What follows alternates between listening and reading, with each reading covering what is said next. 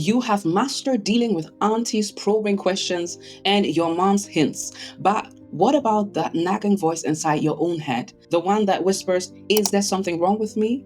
Will I ever find someone? Am I running out of time? Pressure isn't just external, but it can also be internal, meaning we can place a huge amount of pressure on ourselves to get married.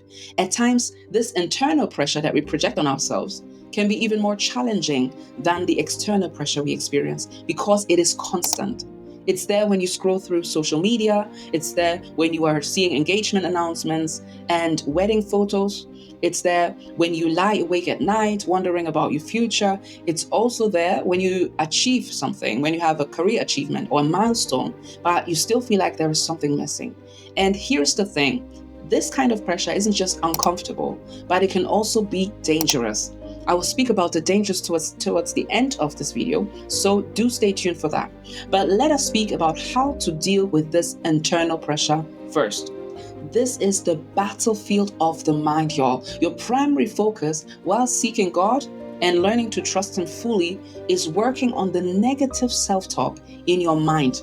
What are the things you're telling yourself? It's time to change the story that you're telling yourself. It's time to literally replace the negative thoughts with empowering statements. For instance, you should challenge your timeline. I mean, where did you or where do we get the idea that we have to be married by a certain age? Is it from social media? Is it from friends? Is it from family expectation? Is it culture?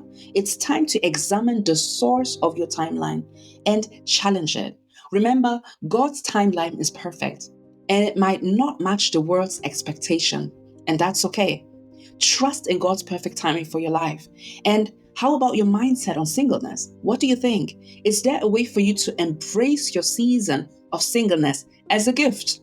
Of course, I'm not saying you're called to lifelong singleness, but have you considered sitting back and considering the unique advantages of this single season? Can you see this season as a time of purpose? The Apostle Paul actually talks about this in 1 Corinthians chapter 7. And I would like to actually read that out for you. 1 Corinthians chapter 7, verse 34. I'm reading from the Message translation. And it says, when you are unmarried, you're free to concentrate on simply pleasing the master. Marriage involves you in all the nuts and bolts of domestic life and in wanting to please your spouse, leading to so many demands on your attention. The time and energy that married people spend on caring for and nurturing each other, the unmarried can spend in becoming whole and holy instruments of God. So you see, you can use this single season to pour yourself into ministry, into personal growth, or serving others in ways that might be more challenging when you are actually married. Learn to embrace the freedom and the flexibility that you have right now. Rewrite the narrative.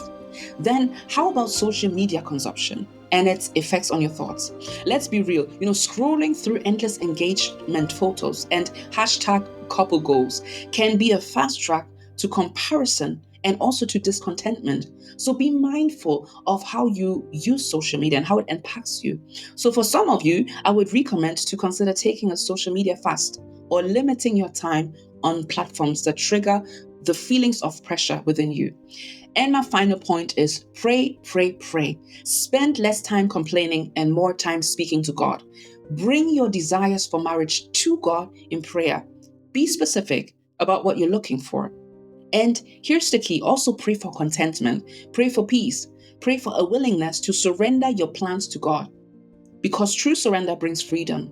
The Bible tells us to trust in the Lord with all of our hearts and lean not on our own understanding. Because in all of our ways, when we submit to Him, He will make our paths straight. Glory to God. He will make your path straight. Now, as I said at the beginning of this video, internalized pressure is tough and it is uncomfortable, but in addition to that, it can also be very dangerous for you and it has far-reaching implications. I want to shortly address some of the dangers. First, I want to talk about strained relationship with God. Your relationship with God is the most vital relationship in your life. God is the ultimate source of your life and of your strength. When we allow internalized pressure to take over our hearts and our minds, we stop walking in faith And we actually start walking in fear and in doubt. We start to blame God. We start to doubt His goodness. We start to doubt His timing. And this can damage our faith walk. Then what about missed opportunities? Obsessing over marriage can blind us to amazing opportunities that we have for service in our current season. There are things that God has planned for you for your single season. But if you are in a never-ending cycle of negative self-talk, you will miss out on the purpose and the blessing of that season. Then finally, the danger of mental health issues. The constant pressure can lead to anxiety, it can lead to depression, it can lead to lower self-esteem.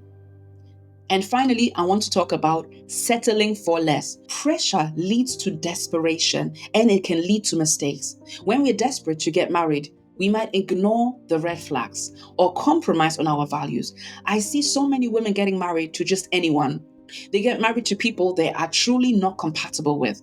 Whether it is spiritually compatible, whether it is in terms of their values, whether it is in terms of their character, because of the pressure they have internalized, they have decided to just overlook, close their eyes to everything that they see and perceive. They might even overlook a direct word from God just for the sake of getting married. And I tell you something, this is the kind of decision that can be quickly regretted. Being stuck in the wrong relationship, in a wrong marriage, can be a lifelong burden. Some rushed into marriage and are now looking for the exit route. It's not a joke. The decision to marry should not be taken lightly. It's a lifelong decision. Ladies, your worth is not determined by your relationship status. You are complete in Christ. So be patient and wait in faith. Trust God has got your back. He is working all things together for your good. Replace those negative thoughts you are having with empowering statements. You can speak to your mind, You can take control over your thoughts. Remember, your words carry power. The power of life and death is in your tongue. So speak life over your mind. Speak life over your situation in the name of Jesus. If this message resonated with you, please like, share, and subscribe for more content on navigating life and love as a Christian lady. Drop a comment below, ladies, sharing how you deal with internal pressure. Let's encourage each other. Until next time, remember, be guided by faith and driven by purpose.